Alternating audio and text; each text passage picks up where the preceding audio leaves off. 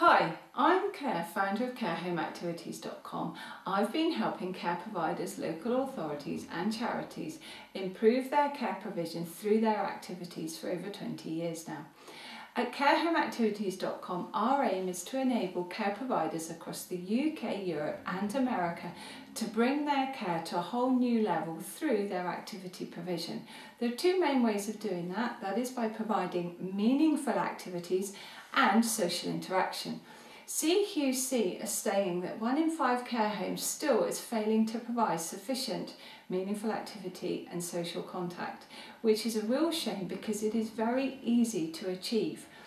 Meaningful activities. What is a meaningful activity? Meaningful activity is any activity where the person participating in that activity feels either a sense of achievement, feels important, it increases their self-worth, it increases their self-esteem, it enables them to feel like a useful, valuable member of the community. How can you help your service users to achieve those kind of activities? It's by knowing the person and considering what activities you would like to be able to provide. There's activities of daily living, there's individual activities and there's group activities. All activities can be meaningful. So when you're planning your activities, consider how your service user can help, assist or participate in that activity. Activity is a two-way situation. There's the person providing the activity, the person participating in the activity. They both need to interact. Just calling the numbers in a bingo game whilst entertaining isn't really a meaningful activity. Whereas a service user helping to lay the table, for example, is a meaningful activity. They obtain a sense of achievement once the table is laid and looking nice. They're also helping the care assistant.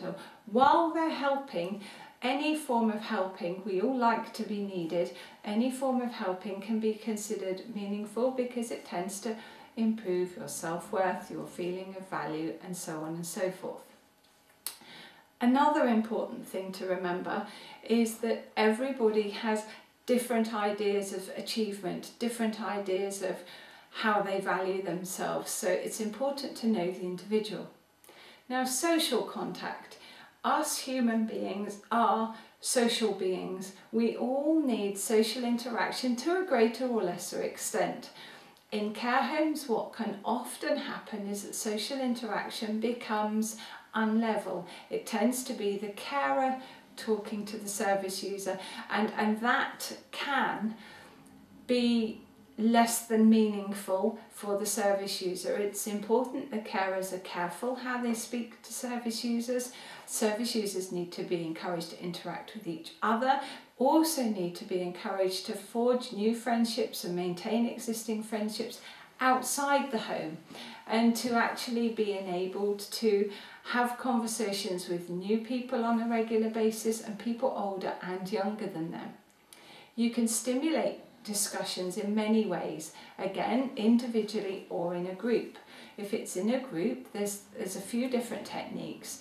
Could your service users work together on a project or as a team to develop something? Can they work competitively against each other, such as a quiz? Some competition is actually very healthy. Can you encourage any conversations or healthy debate? People can disagree and it still is a healthy form of social interaction.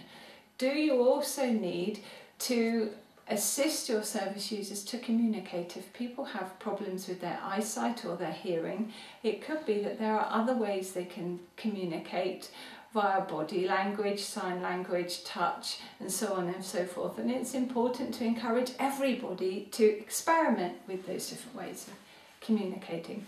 So you're going to provide more meaningful activity and greater social contact or interaction. Where are you going to get your ideas from? Well, luckily the ideas are easy. How well do you know your service users? Their likes, their dislikes, their lifestyle, their history, their work that they used to do, the families they've brought up, places they've lived, where they've visited. All those provide you plenty of opportunities to think of ways of providing meaningful activity. They're remembering, of course, there's activities of daily living that can occur throughout the home. So with the table laying, are there any other things going on in your home that they could benefit from? As an example, if you're planning to redecorate, some paint samples up on the wall give your service users the chance to have an input into the choice of the colour, the shade.